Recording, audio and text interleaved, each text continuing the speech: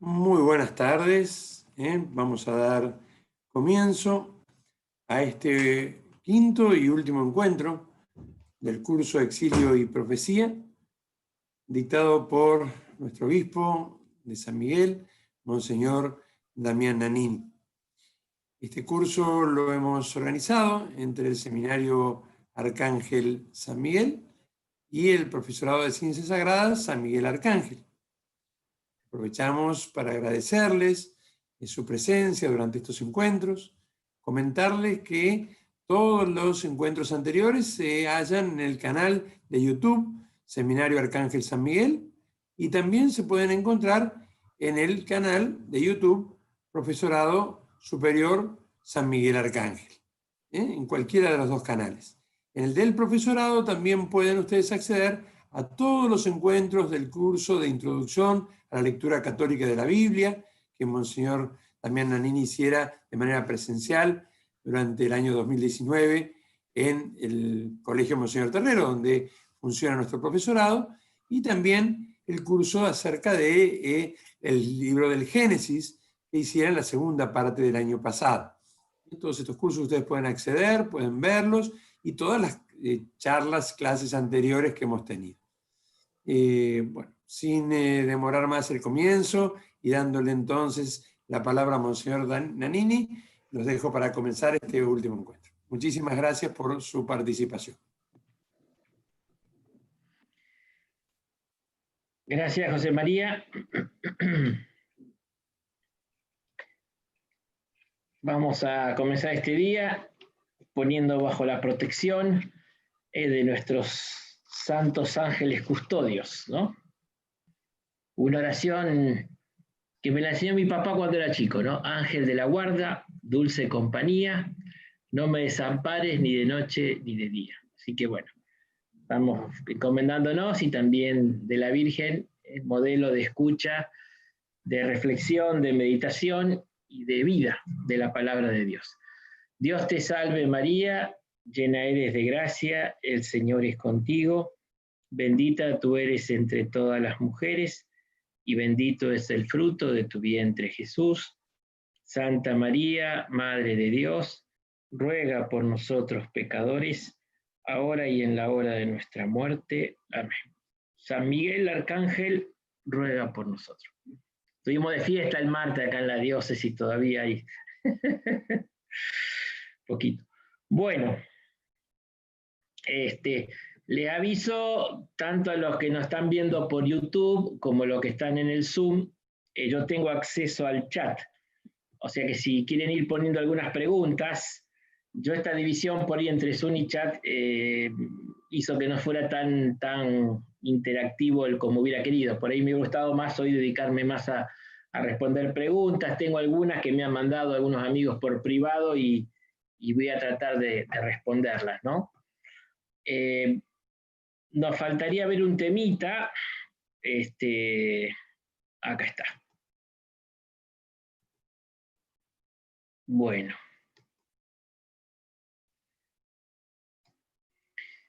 Que es un poco el tema, me gustaría dar una primera parte y después abrir algo muy concreto, ¿no? Pero bueno, me gustaría dar un poquito cómo el tema del exilio es releído en el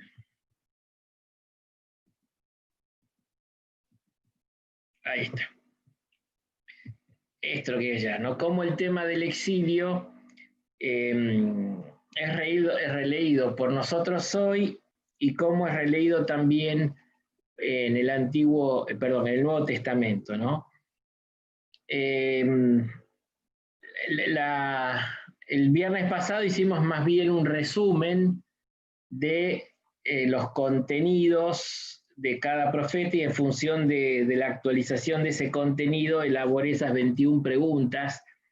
Si ustedes la leen van a ver que detrás de eso está la teología de cada uno de los profetas y del deuteronomista que hemos visto durante este curso.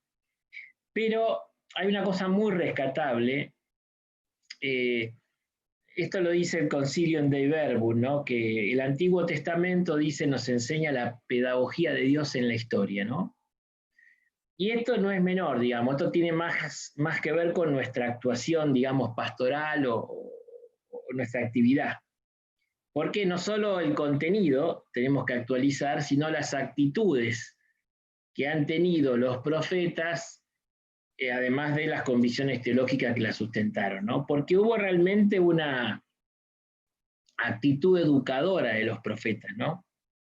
Los que puedan escuchar, ir a misa, en alguno lo está viendo, escuchar las lecturas del próximo domingo, van a ver cómo ya aparece la función de los profetas, ¿no? En la parábola de los viñadores homicidas les mandó profetas y los maltrataron y en un más profeta en el segundo, ¿no? O sea, Dios intervino todo el tiempo en la historia concreta de su pueblo a través de los profetas, ¿no? Después dijo, bueno, voy a mandar al hijo a ver si lo escuchan. Es el heredero, lo matamos con la parábola del domingo, ¿no? Entonces, yo les voy a tratar de señalar un poquito la actitud educadora que tuvieron los profetas, que me parece importante para esto, ¿no?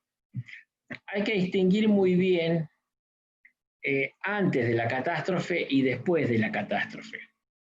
Digo esto porque no es menor la actitud pedagógica. O sea, antes de la catástrofe, sobre todo lo vimos en Jeremías y parte en Ezequiel, y bueno, y todos los profetas previos, ¿no? Acá está Amós, está Oseas, está el primer Isaías, está Miqueas, fundamentalmente, Habacuc también tiene algo que ver por acá, para mí entender, más difícil ubicarlo, Nahum también, pero bueno, antes de la catástrofe, denunciar la situación de infidelidad del pueblo a Dios y a la alianza. El Evangelio del domingo va a decir que le van a ir a reclamar los frutos a la viña de Israel. Bueno, tienen que denunciar el error, denunciar el apartamiento de Dios y de la alianza. Me parece importante, o sea que hay momentos que hay que hacer denuncia y hay que hacerla antes que venga la catástrofe y creo que es una actitud pedagógica, ¿no? Entonces, la actitud profética hoy también sería ir denunciando al interno de la iglesia cuando nos estamos apartando de la fidelidad al Evangelio, ¿no? Concretamente. Y al mismo tiempo, invitar a la conversión. A ver, Dios no es que asusta por asustar, o sea, es claro, todo el tiempo lo que Dios quiere es la conversión. Ezequiel lo decía, yo no quiero la muerte del pecador, sino que se convierte en viva. Digo esto porque algunos, asumiendo el rol de profetas, parece que quisieran la desgracia del pueblo. O sea, uno a veces ve en video algunas predicaciones, algunas cosas, y vos decís, para un poquito, ¿viste? A ver, no es el Espíritu de Dios, o sea, Dios siempre quiere la conversión y la vida, es un padre, o sea, no es que quiere castigar. Digo, a veces proyectamos, como le dije por ahí, una imagen equivocada psicológica de Dios y realmente lo hacemos quedar muy mal, como los amigos de Job, ¿no? Por eso me parece importante, en este sentido, la invitación a la conversión. Y por eso se pone mucho el acento, esto Ezequiel 18 lo vimos, en la responsabilidad individual de nuestras acciones. Entiendo si lo aplicamos a la pandemia no es tan fácil porque nadie se hace cargo, ¿viste? No sabemos si fue un chino, no fue un chino, lo que sea. Pero bueno, en algún momento hay que ver que acá hay algo en el mundo que no está funcionando bien. Pude tener acceso a algún anticipo de la encíclica que se va a hacer pública el domingo, este domingo, la firma el sábado a la tarde y se hace pública el domingo 12:30 hora de Roma, serían 8:30 de la mañana de acá. Se va a tener acceso ya en la página del Vaticano a Fratelli Tutti, ¿no? La encíclica, nueva encíclica del Papa, ¿no? Y bueno, y el primer capítulo habla de las sombras, ¿no? O sea, que sí, es lo que él dijo en el discurso, como que la pandemia quitó el maquillaje. Me río por italiano, es el truco en italiano el maquillaje. Entonces, de ahí un texto leí en italiano, decía que se cayó el truco, el maquillaje, y puso a la vista muchas cosas que no están mal, ¿no? Entonces, yo creo que todas estas cosas tenemos que hacernos cargo, cada uno desde su propia responsabilidad individual. Si no nos hacemos cargo, si no vemos la responsabilidad individual y si echamos la culpa, digamos, a cosas suprahumanas ¿cómo se llama? Confabulaciones, nadie se hace cargo. No digo que todos seamos culpables, pero digo, cada uno tendrá que ver. Yo hablé mucho en lo personal, cómo nos tenemos que convertir, ¿no? Pero bueno, queda claro esto, ¿no? Antes de la catástrofe, una buena invitación a la conversión, pero siempre con la responsabilidad individual, ¿no? Me parece esto muy importante como mensaje de los profetas, ¿no? Después de la catástrofe, no hay sentido seguir castigando. O sea, sobre el árbol caído todo hacen leña, dice. O sea, a ver, ya está, ya pasó. Entonces vimos que hubo un silencio de Ezequiel, un clic ahí también en Jeremías, que bueno, ahora ya está. Jeremías 29, les recomendé que lean ese capítulo, que es la carta a los desterrados. Muchachos, hay que aceptar la culpa y reconocer la propia responsabilidad de la crisis. Si no hacemos esto, no hay camino de salida. Entonces, ni las teorías conspirativas, ni castigo, bueno, a ver, la responsabilidad que uno tenga cada uno, y bueno, social y sobre todo de los dirigentes, vimos Ezequiel, los pastores, que esto se amplía a todo el que tiene un cargo dirigencial, tendrá algo de responsabilidad en cómo el mundo está funcionando, ¿no? Entonces hay que ayudar a reconocer la propia culpa y la propia responsabilidad. Por eso toda teoría confabulativa o todo pensamiento mágico no ayuda a aceptar la propia responsabilidad. Y segundo, la aceptación de las consecuencias que se derivan de los propios fallos es ya una forma de expiar la culpa. Es decir, cuando yo me hago cargo, me hago responsable, insisto, ya es una forma de expiar la culpa, ¿eh? Me parece importante esto. Aceptar la culpa es ya una forma de redimirla. Lo que no es asumido no es redimido, ¿no? Un axioma fundamental de los padres de la Iglesia, ¿no? Lo que no es asumido no es redimido. Entonces ya el hecho de aceptar la propia responsabilidad con respecto al pueblo, esto es lo que hacen los profetas, es una forma ya de ponerlo en camino de redención, ¿no? Me parece importante. Después de la catástrofe también, y esto es y lo que vimos el viernes, el segundo Isaías, consolar. O sea, el Papa dice que la iglesia hoy es una tienda de campo, un hospital de campaña al lado de un campo de guerra. Por eso dice que no tiene sentido hoy estar castigando a mucha gente que está sufriendo. Bueno, esto se ha hecho en la situación actual. Por eso tenemos que ser profetas de la consolación. Ya voy a hablar en lo concreto, ¿no? Pero llevar esperanza, anunciar novedad, buena noticia y invitar a la reconstrucción. Y sobre todo, ¿dónde ponemos la esperanza? Y que Dios permite que las cosas salgan más allá de los méritos y recursos humanos. Este es el plus que tenemos los creyentes, ¿no? Por eso podemos esperar, porque a pesar de que vemos que los recursos humanos y los méritos, o sea, la maldad de la gente es mucha, sin embargo, confiamos en que Dios puede obrar más allá de esto, ¿no? Y sobre todo, recordar que la vida continúa, que la historia sigue, que Dios sigue siendo el Señor de la historia, tanto para juzgar como para salvar. Eso fue lo que anunciaron los profetas. Acá abre una beta muy interesante,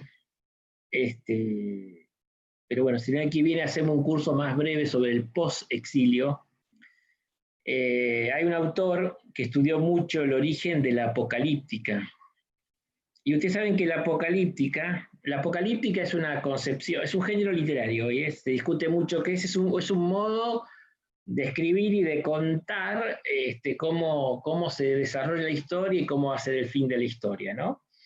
Tiene distintos contenidos, hay una apocalíptica cristiana, que es el libro del Apocalipsis, hay algunos textos apocalípticos en Isaías y en Daniel. En general, el judaísmo farisaico rechazó la apocalíptica, voy a explicar por qué. Pero quiero decir esto, que el origen de la apocalíptica de pensar que ya viene el fin del mundo y que está el tiempo contado, nace en el exilio. Es una literatura de resistencia y de persecución, ¿no? A ver, en el exilio salieron dos líneas que después se plasmaron en el posexilio, alguna quedó en la Biblia y otra entró poco, que es la apocalíptica. Unos pensaron, bueno, después de esto, de la destrucción de Jerusalén, después del exilio, ya no existe más nada, Dios tiene que destruir el mundo, tiene que venir el fin del mundo. Y ahí sale la apocalíptica, que es una literatura de consolación, porque le está diciendo, mirá, la estamos pasando re mal, pero quede tranquilo, Dios ahora tira todo esto y hace el nuevo eón, el nuevo mundo. ¿No? Es para consolar a los que están perseguidos, están mal. Pero ya la acción de Dios no se da dentro de la historia, sino que Dios tiene que ya destruir la historia y hacerla de nuevo. En cambio, lo que se llama hoy los estudiosos escatología profética, los profetas anunciaban el juicio de Dios, que es el día de Yahvé, ¿no? En el posexilio van a aparecer varios profetas hablando del día de Yahvé, que es el día del juicio, ¿no? De Dios. Pero el juicio de Dios es interno a la historia. O sea, Dios se mete en la historia y juzga a cada uno según sus obras y bueno, va a castigar y premiar, pero se hace dentro de la historia.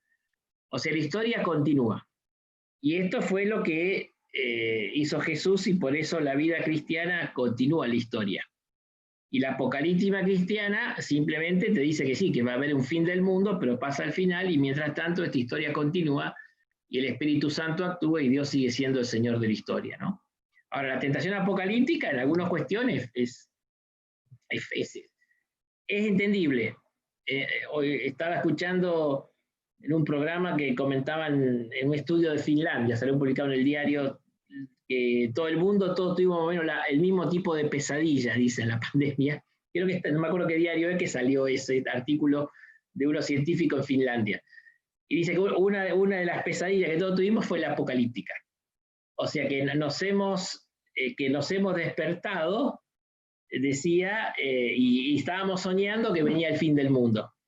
De hecho, un amigo que tengo confianza me lo tiró así nomás, digo, no, tranquilo. Y después me dice, sí, la verdad, cuando vi todo esto pensé que venía el fin del mundo. O sea, porque te da para pensar, y bueno, ¿qué? Los primeros días, ¿qué va a pasar? Esto es el fin del mundo, pandemia, ¿viste? Veíamos las imágenes, todo, bueno, se termina el mundo, ¿no? O sea, que esto sale, imagínense cómo en el exilio esto surgió, ¿tá?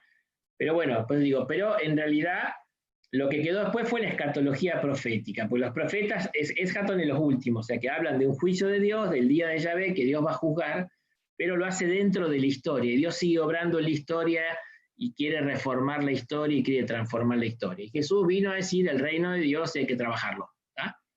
No, después vendrá el juicio al final del tiempo, pero vino a reforzar la escatología profética. Lo único que el escatón, la escatología, la pasó para el final. Y mientras tanto, a remangarse y a tratar de instaurar lo que se pueda, siempre es provisorio y transitorio, el reino de Dios en este mundo, ¿no? Bien, me fui un poquito, pero estamos con eso. Pero bueno, todo esto tiene que ver con la consolación, ¿no? Y recordar que la vida continúa, ¿no? Por eso digo que, bueno, no hay que ser tan negativo y el Señor sigue siendo el Señor de la historia, ¿no? Entonces, a ver, ¿cuál fue entonces el mensaje teológico fundamental del exilio? ¿No? O sea, ¿qué es lo que uno aprende en las crisis y en las crisis de este tipo, ¿no? O sea, cuando se te mueve toda la estantería y bueno, buscas algo que es el fundamento, ¿no? La piedra de apoyo, algo que no pase y del cual te tengas que agarrar. Y entonces, esto sería largo explicar, lo dijimos algo el viernes pasado con el Deutero Isaías, pero realmente Israel se volvió mucho más religioso, purificó muchísimo su religión en el exilio. ¿Se acuerdan? Buscar a Dios que se deja encontrar, búsquenlo ahora. Tuvo que purificar muchas imágenes de Dios negativas que tenía y buscó de corazón el verdadero Dios. Y insisto, el monoteísmo, que Yahvé es el único y solo Dios, que eso se descubrió dio a luz, dice un autor, no fue un parto, y ese parto fue en la época del destierro, ¿no? Y descubre que lo único absoluto en la vida es Dios, su bondad y su fidelidad. Los profetas se mostraron engañosos, los sacerdotes no hicieron su deber, El pueblo se dejó engañar, los sabios aconsejaron mal, queda nada, ¿no? En el Nuevo Testamento va a decir que la palabra de Dios es la que permanece para siempre, ¿no? Y la pregunta de Pedro, Señor, ¿a quién iremos? Tú solo tienes palabras de vida eterna, ¿no? Juan 6, después esa crisis ahí de lucha de fe, en el fondo, Señor, ¿a quién iremos? Tú solo tienes palabras de vida eterna, ¿no? Es lo mismo. O sea, en el exilio, en el fondo, brilló más que nunca la presencia de Dios e Israel reconoció de corazón, se purificó su fe. Fue un resto, un pequeño resto, pero realmente adhirió profundamente a Dios. Y Dios apareció como lo único absoluto. Y todo lo demás es relativo. ¿Qué significa relativo? Que no se sustenta solo. No significa que sea malo. Una cosa es la dictadura del relativismo, que no hay normas morales, es otra cosa. Pero lo único absoluto que no depende y del cual dependemos todos es Dios. Nosotros dependemos de Él. Somos relativos. Nos tenemos que relacionar con Dios, con los demás, con nosotros, con la creación para poder vivir. El único que tiene la vida en sí mismo es Dios, eso quiero decir. Es el único absoluto, ¿no? Y en la vida vamos absolutizando muchas cosas, ¿no? Por eso la pregunta, ¿qué perdí, qué encontré en esta pandemia? Tenía un poco que ver con esto, ¿no? Si no me aferré, no puse demasiada carga en cosas que en el fondo, acá habría que leer un libro que me gusta mucho, ¿no? El Coelet, el Eclesiastés. Vanidad de vanidades, todo es vanidad, ¿no? Como que, pero ahí va, no tiene un sentido moral. El Eclesiastés significa que es como el aire que quiero atrapar.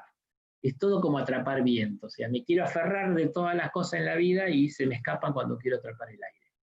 En cambio, la fe es aferrarse a Dios como lo único, absoluto, definitivo y eterno de la vida. Entonces Israel purificó su fe y el pequeño resto, el resto fiel, los anahuín que salieron del exilio, se aferraron profundamente a Dios. Salieron mucho más y mejor creyentes de cuando entraron. Se le purificó. Y se dieron cuenta que ellos también eran relativos, o sea que solo vivimos si nos relacionamos con Dios, que es el absoluto, y con los demás y con nosotros, ¿no? Por eso es bueno.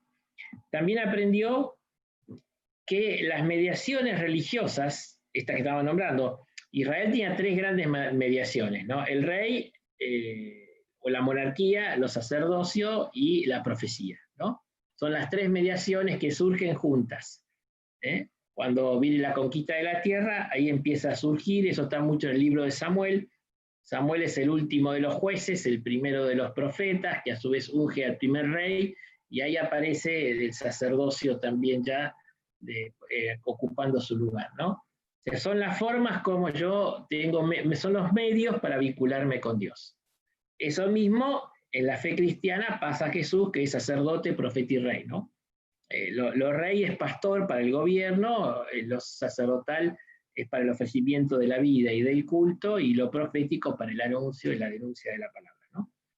Ahora bien, las mediaciones son necesarias, son importantes y son valiosas, pero son medios y son relativas. Su valor le viene justamente por la relación al fin que son Dios, por la relación al fin que son Dios. Acuérdense que capítulo que vimos 37 de Ezequiel, ¿no? Bueno, los pastores fallaron, pero yo mismo los voy a pastorear. Pero después Ezequiel mismo dice que va a volver a poner pastores, pero ya en su justo lugar. Entonces, cuando yo, como dice San Pablo, yo de Pablo, yo de Apolo, yo de Pedro, cuando yo me apego a una mediación y le pongo más entidad que la que debería tener, y eso puede ser el fundador de mi comunidad o mi grupo, son importantes, son necesarias, pero el único absoluto es Dios.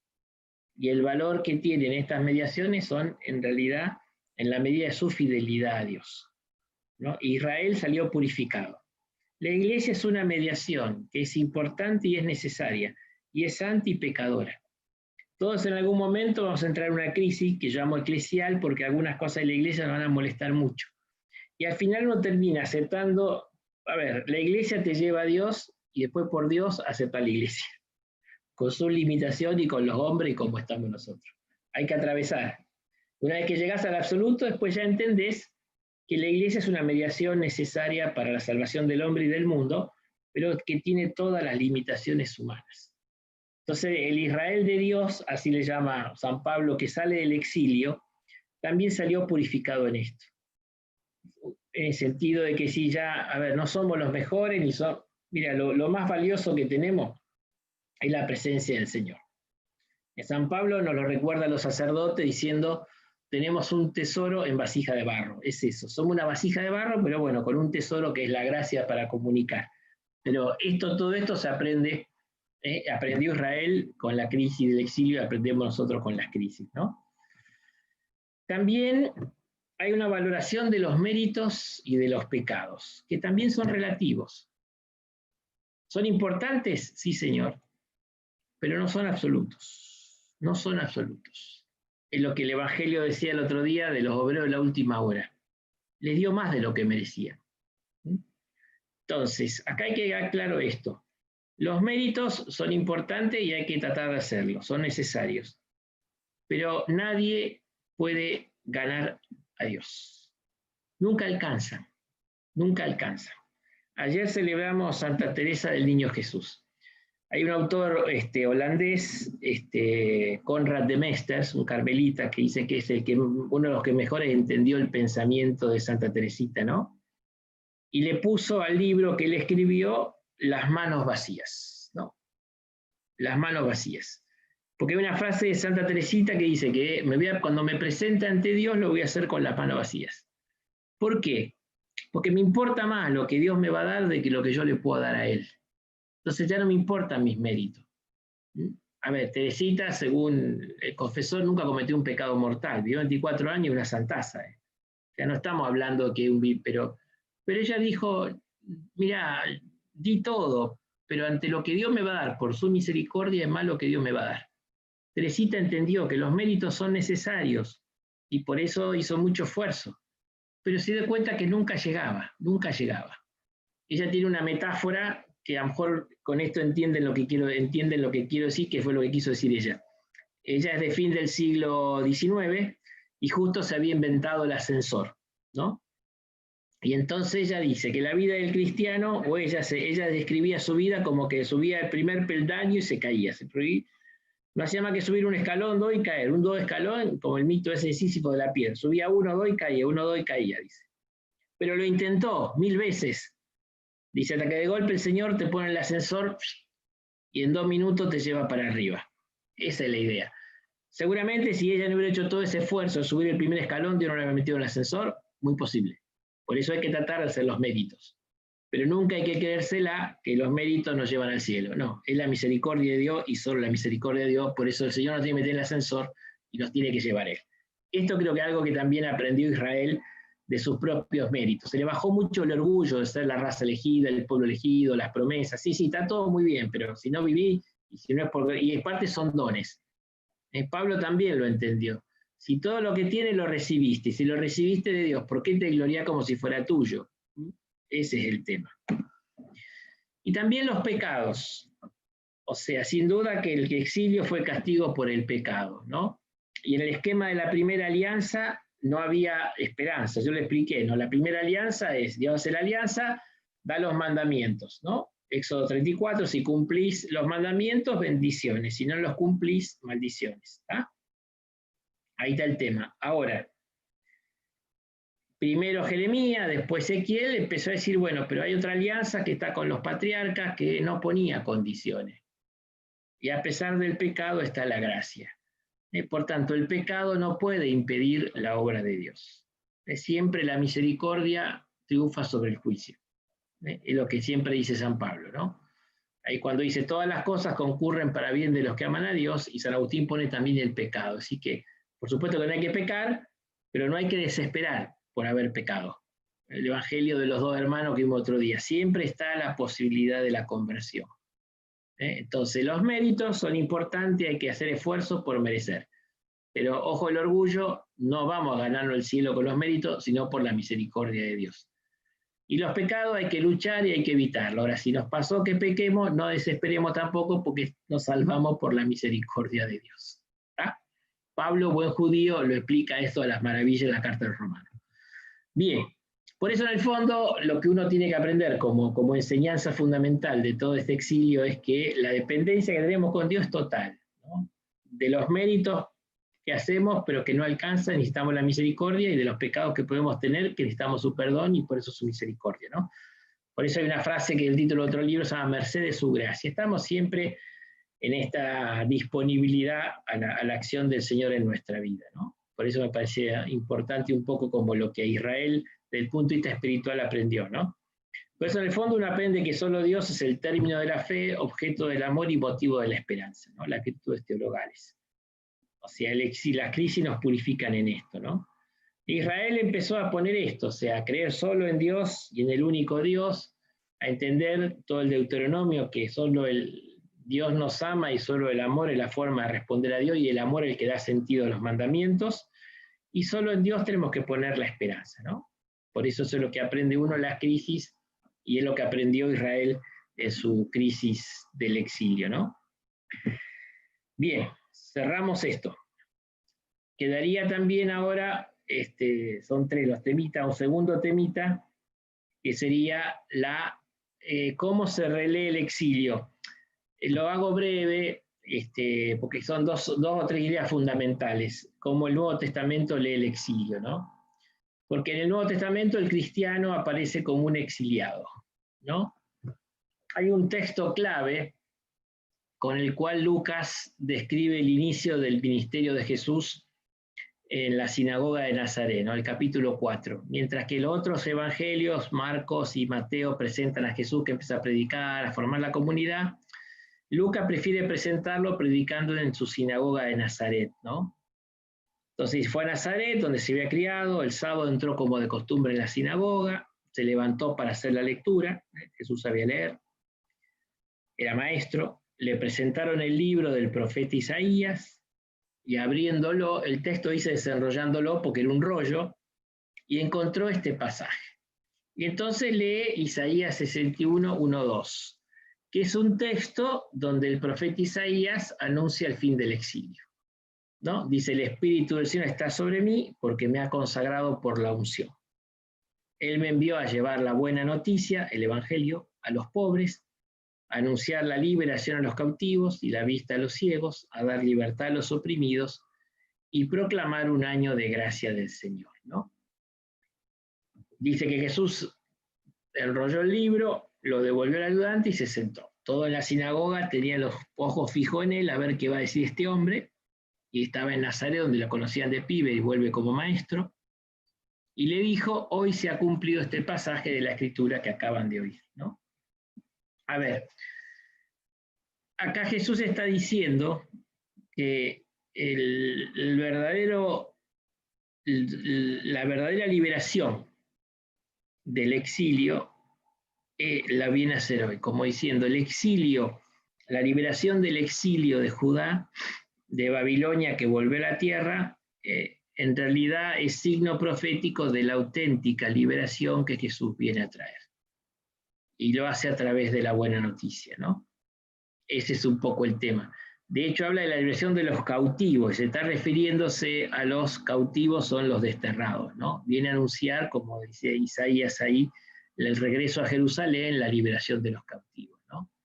Entonces Jesús hace una lectura, si se quiere, espiritual, o sea, él se presenta cumpliendo el texto de Isaías 61:2 que hablaba del fin del exilio.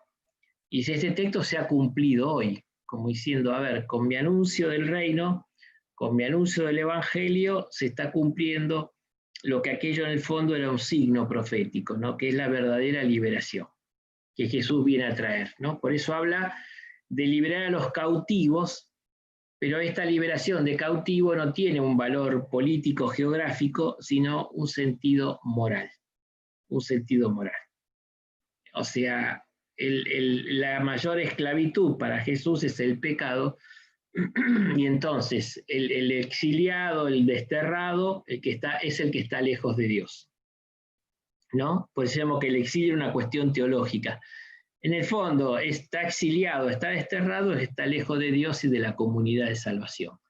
Y Jesús vino a traer la cercanía de Dios, vino a que ese cautivo sea liberado, que pueda encontrarse con Dios y encontrar la comunidad de salvación. Por eso el rescate es el perdón, que es lo que nos separa, ¿no? Como diciendo, el pecado en el fondo es lo que me exilia, me aleja de Dios, y Jesús con el perdón es el que me trae de vuelta, Isaías 61:2, ¿no? Me trae de vuelta a la comunión con Dios, ¿no? Por eso estar exiliado para Jesús y para el Nuevo Testamento es estar alejado de Dios y de su comunidad de salvación. ¿Por qué digo esto? Habría que leer todo el texto hasta el final, hasta el capítulo 27, porque ¿qué dice ahí? Que la gente empezó a preguntar y Jesús le dice, había muchas viudas, ¿no? En el tiempo de Elías, pero dice, a ninguna fue mandado el profeta, sino a una viuda del país de Sarepta, o sea, alguien que estaba fuera de la tierra de salvación, ¿no? Dice que había muchos leprosos en tiempos de Eliseo, pero ninguno fue enviado, sino a ninguno curó, perdón, sino a Naamán el sirio, otro extranjero. O sea, Jesús vino a decirle que ahora esta salvación tenía un alcance universal. De hecho, dice que quisieron despeñarlo. O sea, los judíos se enojaron con él porque vino a decirle que el Señor venía a traer todos los exiliados a casa y pone como ejemplo de exiliados a dos paganos. O sea, viene a traer los paganos también a la casa, ¿no? O sea, ya por eso Lucas, como escribe para las comunidades fuera de Palestina, quiere presentar esta visión universal, ¿no? O sea que esto hay una primera lectura. En el trasfondo, por eso, de este relato de Lucas 4 está todo el tema del exilio y la vuelta, que Jesús lo interpreta no geográficamente, sino existencialmente, espiritualmente. Entonces hay una esclavitud, el pecado, que tiene consecuencias sociales y nos aleja de Dios y de la comunidad. Y hay gente que, por no ser del pueblo judío, está exiliada, alejada de Dios, y su misión va a decir, bueno, yo fui a traer a esa gente también, a los que están alejados, ¿no? De Dios, a todos los hombres, ¿no? Así que esto es un poco una primera visión de cómo se lee el exilio, ¿no? Y en general, la mayoría de los textos del Nuevo Testamento, vamos a ver que hacen del exilio, insisto, no tanto la categoría moral como hacíamos ver, sino también una categoría existencial. Me explico. Dicen que, que el cristiano está como exiliado porque está fuera de la patria. No estamos en nuestra patria definitiva, ¿no? Que es lo celestial. Ahí Efesios dice Pablo, por lo tanto, ustedes ya no son extranjeros ni forasteros para el COI, sino que son ciudadanos santos y miembros de la familia de Dios. Como diciendo, nuestra patria o la Jerusalén definitiva, a la cual somos llamados, que dice el Apocalipsis, la Jerusalén celestial. Por eso el cristiano, al igual que el judío en la diáspora, no se siente del todo cómodo viviendo en este mundo. Es un poco, tendría que ser normal esto. Si me mimeticé tanto con los valores del mundo, algo no está funcionando bien. Es una llamada de alerta, ¿no? Después vamos a ver. San Pablo tiene algo parecido, ¿no? O sea, él dice ahí en la carta a los Corintios que habla de la tienda. Pablo era justamente de profesión, hacía tiendas de campaña, carpas, ¿no? Y entonces sabe esto. Entonces él dice que nuestra morada terrenal es como una tienda de campaña que se va gastando, pero que hay una casa permanente en el cielo, no construida por el hombre, sino por Dios, ¿no? Entonces dice que deseamos revestirnos de aquella morada celestial, porque una vez que nos hayan revestido de ella, ya no nos encontraremos desnudos, ¿no? Un poco la situación de fragilidad del hombre. Y mientras estamos en esta tienda de campaña, gemimos angustiosamente, a fin de que lo que es mortal sea absorbido por la vida, ¿no? Y esto es lo que obra el Espíritu. Y por eso dice, por eso nos sentimos plenamente seguros sabiendo que habitar en este cuerpo, dice Pablo, es vivir en el exilio, ¿no? Ekdemeo. Demos es pueblo, ek fuera, estamos como fuera del pueblo. Exilio, estar fuera del pueblo. Porque estamos lejos del Señor, ¿no? Porque nosotros caminamos en la fe y todavía no vemos claramente. ¿Ves? Pablo define la situación del cristiano en esta vida, como no estamos todavía en lo definitivo, en lo eterno, le falta esa dimensión de lo eterno, estamos todavía lejos de la presencia de Dios, de la Jerusalén celestial, y por eso llama exilio a la vida del cristiano, ¿no? Le llama destierro. Es un poco lo que aparece también en el Nuevo Testamento, ¿no? Por eso, ¿cuál es la condición del cristiano en este mundo? Bueno, es un peregrino, es un errante, es un exiliado, como diciendo, nunca terminamos de estar del todo, ¿no? La primera carta de Pedro insiste mucho en esta condición, ¿no? Es una catequesis postbautismal y los bautizados le quiere decir, bueno, empezamos una vida cristiana, pero sepan dónde termina, ¿no? Dice, ya que ustedes llaman padre a aquel que sin hacer acepción de personas juzga a cada uno según sus obras, vivan en el temor mientras están de paso por este mundo, así traduce el libro del pueblo de Dios, y les puse también la Biblia de Jerusalén, que es más exacta. Mientras estamos en este tiempo de destierro, paroikia, que es la misma expresión que vimos antes en griego, ¿no? O sea, están de paso en este, la Biblia de Jerusalén lo traduce más accesible, estamos de paso en este mundo, ¿no? Mientras la Biblia de Jerusalén habla directamente del destierro, traduce literalmente, estamos en destierro en este mundo, ¿no? O sea, es un poco.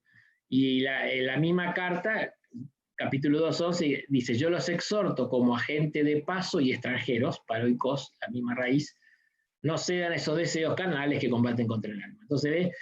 Nos quiere recordar que, a ver, que no es la situación definitiva. Jesús nos ha abierto una esperanza a una vida eterna, una vida definitiva, el sentido de lo trascendente, y bueno, entonces anuncia así, bueno, estamos medio como el destierro, esto todavía no es lo pleno, no es lo definitivo, ¿no? Es lo que está diciendo, ¿no? Bien, así que estos son como las 2 o 3 ideas fundamentales de cómo se lee. Insisto, se lee no tanto como una cuestión geográfica, sino moral, en el sentido que está el exiliado, el que está alejado de Dios, y el perdón de Dios, el que los vuelve a la comunión con Dios, nos trae de vuelta el exilio, Lucas 4, y después esa condición de que están en este cuerpo, en el sentido que en este mundo no está lo definitivo y la patria está en el cielo, dice Pablo en los Efesios, en Corintios, y también la primera carta de Pedro, que está muy vinculada a la teología de San Pablo, ¿no? En este sentido de nuestra condición de peregrinos y caminantes, ¿no?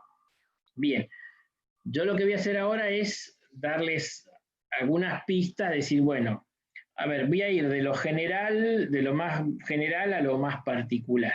Lo particular es la situación de pandemia que estamos viviendo, pero yo creo que el exilio como paradigma trasciende un poco la situación de pandemia y expresa un poco el paradigma, o sea, un ejemplo de cómo estamos viendo los cristianos en el siglo XXI. De hecho, algunos hicieron preguntas ya en este sentido, que es una cuestión más cultural, porque es general y no coyuntural de esta situación de pandemia que estamos viviendo, ¿no? A ver, ¿por qué decimos esto? Ya fuimos hablándolo de a poquito cuando estábamos viendo los profetas, ahora ya directamente hablamos del hoy, pero había que hacer todo ese camino para ser honesto intelectualmente y no manipular el mensaje profético y la palabra de Dios, ¿no? A ver, sin duda que estamos viendo un cambio de época. Ya les conté que el documento de Aparecida en el 2008, 2009, 2008 creo, o sea, vino a 2007, vino a decirnos que ya no es una época de cambios. El Concilio Vaticano II, en los años 60, decía, hay muchos cambios, hablaba de la aceleración de la historia y de cómo se iban provocando muchos cambios que, bueno, nos cambia la tecnología, tenemos que estar, ¿viste? Y tenemos miedo de perder el tren, bueno, todos estos cambios culturales que se van dando. Pero ya el documento de Aparecida, siguiendo muchos analistas, sociólogos que analizan bien la realidad, dice no son época de cambios, sino un cambio de época. Hay un giro en toda la época, ¿no? ¿Por qué? Porque los grandes valores y los grandes ejes han cambiado, ¿no? Y con todo este tema de lo digital y del mundo virtual se ve acentuado y la pandemia ha potenciado eso, pero claramente estamos en un cambio de época. O sea, la gente grande, yo ya me considero grande con 59, pero claro, miro para atrás y me asusto de cómo ha cambiado todo, ¿no? Pero el eje cambió el eje. Y esto ha provocado sin duda una situación de crisis. O sea, cuando nos cambian los valores, los ejes, las cosas con las cuales uno se acostumbraba a mover, entra en crisis. Cuando te mueve la estantería, decimos. La crisis en la mitad de la vida se da porque se nos mueve la estantería y los 2 o 3 pilares que teníamos son cuestionados o los tenemos que cuestionar, ¿no? Es bueno para salir mejores, pero bueno, entonces eso provoca una situación de crisis. Bueno, el exilio fue un cambio de época total, hubo una crisis total, por eso se va pareciendo a lo que tenemos nosotros. Y también se perdieron muchos valores, o sea, todo lo que Israel perdió eran cosas, valores, ¿no? Y de golpe los perdieron. Que en realidad, me estoy recordando mucho, porque tuve la posibilidad de escucharlo en Rosario personalmente, después compré el libro de Jaime Barilco, judío. Él tiene un libro que se llama En búsqueda de los valores perdidos. Un cristiano lo lee con mucho gusto, porque él, filósofo, dice que en realidad los valores no se perdieron, se cambiaron de lugar. Y a eso quiero llegar. O sea, lo que pasó que algo que era lo más importante, de golpe pasó a no ser tan importante. Pero no dejó de estar como un valor, pero no es tan importante como era ahora, ¿no? Y que eso provoca los cambios generacionales. O sea, para los chicos de hoy tienen otros valores y otras cosas no importantes. Pero no es que no sea importante, mejor no tiene la importancia que le dábamos nosotros. La disciplina, el orden, no sé, el esfuerzo, la laboriosidad. Ellos se toman el tiempo, ¿viste? Uno estudiaba y trataba de cursar y rendir las materias. Ahora voy a hablar con los jóvenes y ¿por qué año estás? Y parte segundo, parte tercero, parte cuarto, o sea, tienen otros, pero viven la vida de otros modos, digamos, pero no es que no estudian, pero se lo toman de otro modo la cosa, digo, para poner ejemplos, eso sería muy largo, ¿no? Y al mismo tiempo hay una desesperada búsqueda de nuevos valores que nos permitan seguir esperando. Esto pasó en el exilio, cambió la época, crisis, pérdida de muchos valores y una búsqueda desesperada de la identidad y de los valores sobre los cuales recrear otra vez el pueblo de Dios. Y como humanidad estamos viviendo esta situación. Por eso digo, voy más de lo universal y cultural después a lo particular. Entonces, en este sentido estamos viviendo este modo, ¿no? Mi amigo y compadre Leopoldo me hizo una pregunta, está haciendo las charlas y me preguntó, bueno, pero ¿cuáles son esos valores? Como que hay valores buenos, sí, valores aquello por lo cual vale la pena vivir. El tema es que hay que hacer discernimiento. Ahora, yo no rechazaría, digamos, pues digo, que los chicos le pongan en otro orden no significa que sea mal. O sea, acá habría 1000 ejemplos y no quiero perderme en eso, pero creo que es muy claro, ¿no? Que hoy, qué sé yo, hay cosas que ahora valoramos más y no sé si, bueno, la hemos descuidado. Muchos desde la psicología hablan, por ejemplo, bueno, el racionalismo, todo se racionalizaba, la razón tenía que manejar todo, eso fue la crisis también cultural. Y de golpe no se tenía en cuenta lo afectivo, entonces era solo voluntad y razón, y el afectivo se da cuenta, y es un valor. Y bueno, los chicos le dan más importancia a lo afectivo. Bueno, tienen un valor, ahora hay que ayudarles a que, bueno, que también le den valor a la voluntad, porque no puedo hacer siempre lo que tengo ganas, y también a la inteligencia, porque si no pienso, me piensan y después está el capricho, digamos, me guío por el capricho de la imaginación, decía Newman cuando niego la razón. Pero digamos, el tema que es eso, le dice que la posmodernidad medio que los valores se han dispersado, pero como decía Barilco, hay que buscarlos porque están, pero a lo mejor están de otro modo, aparecen de otro modo también, ¿no?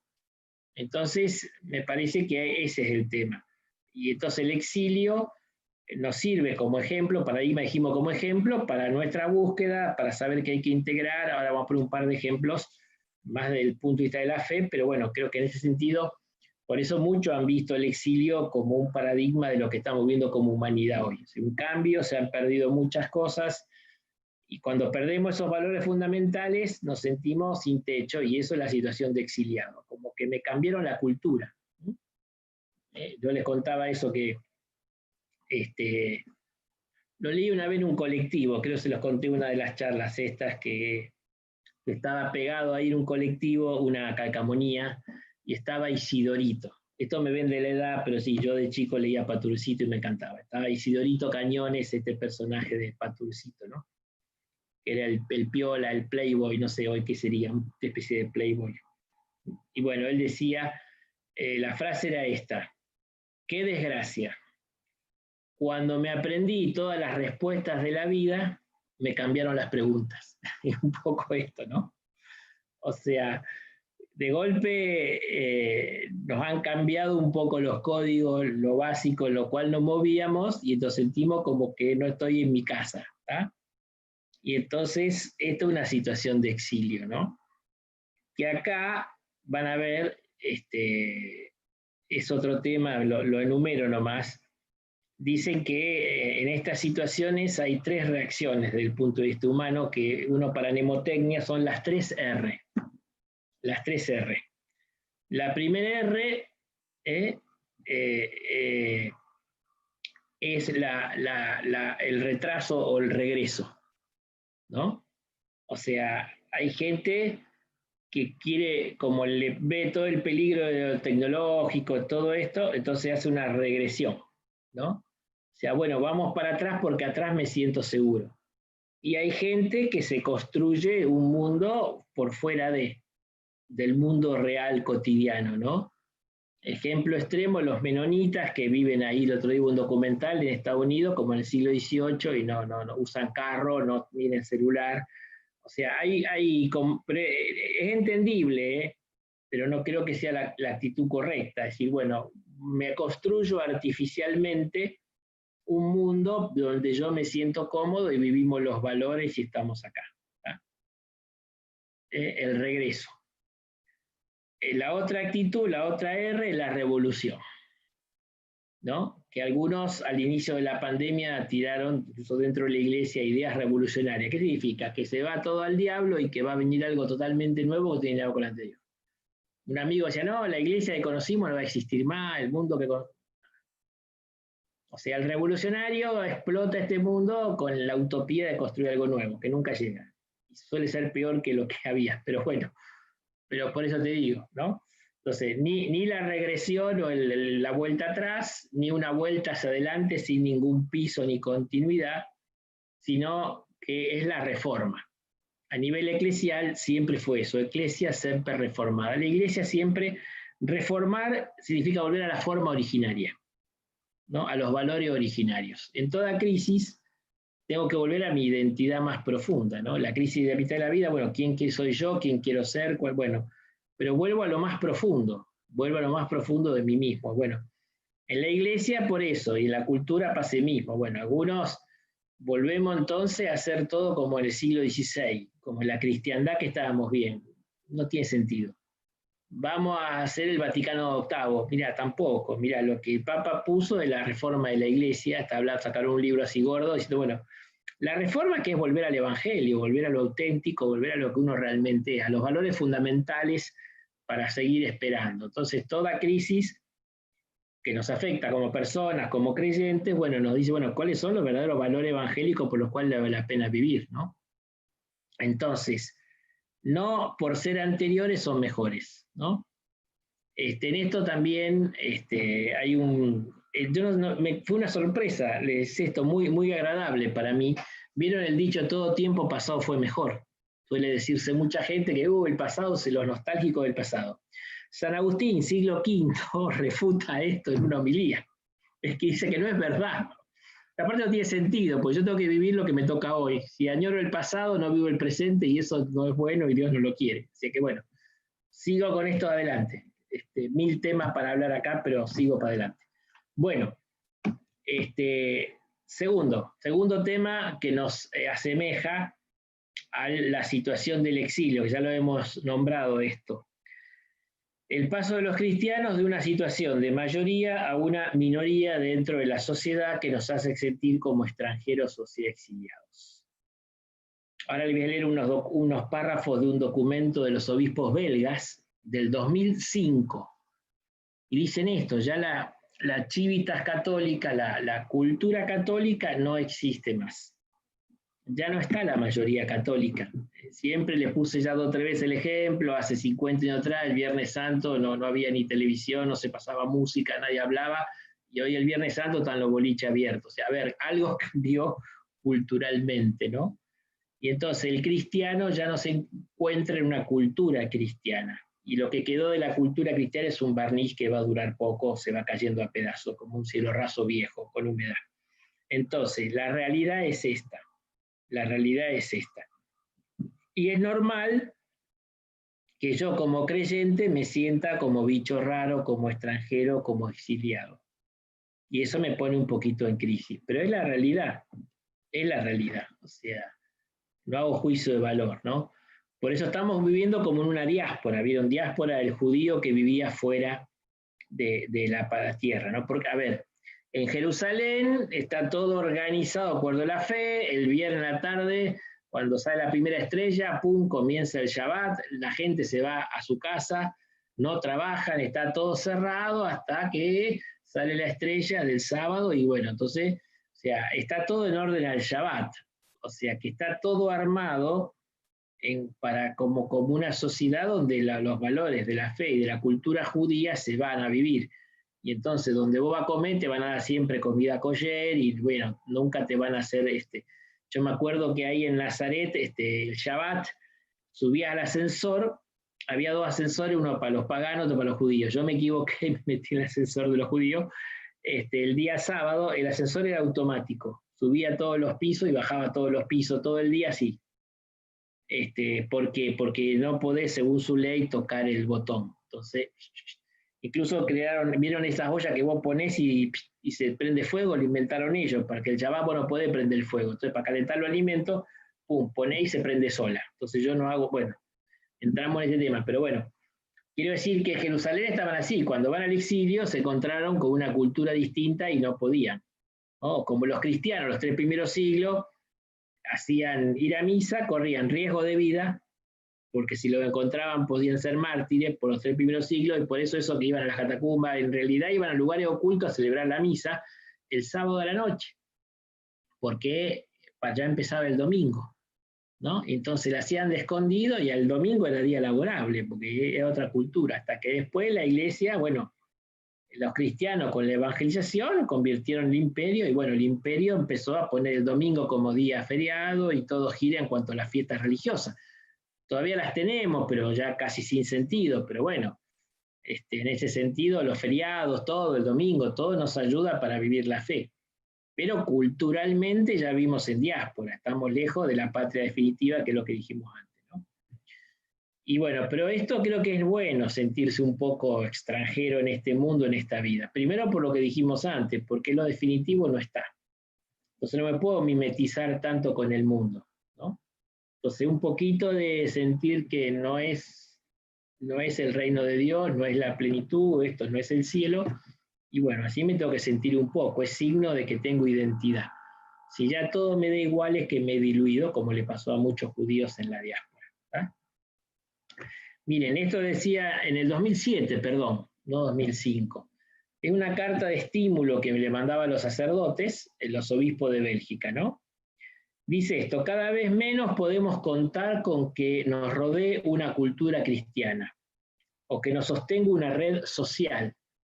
El tiempo de la civitas cristiana ha pasado. Yo le dije, el exilio, el israelita pasó a ser de corazón. Ya no es una cultura la que te sostiene, sino que tu adhesión personal. Eso nos enseña mucho el exilio. Hoy el cristiano es de convicción o no es. Caminamos a eso.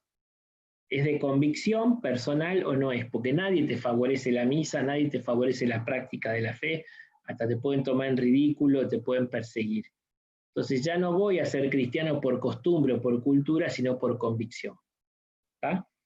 Vivimos en una diáspora espiritual en compañía de una multitud de otras religiones, con multiplicidad de sentidos y concepciones de la vida.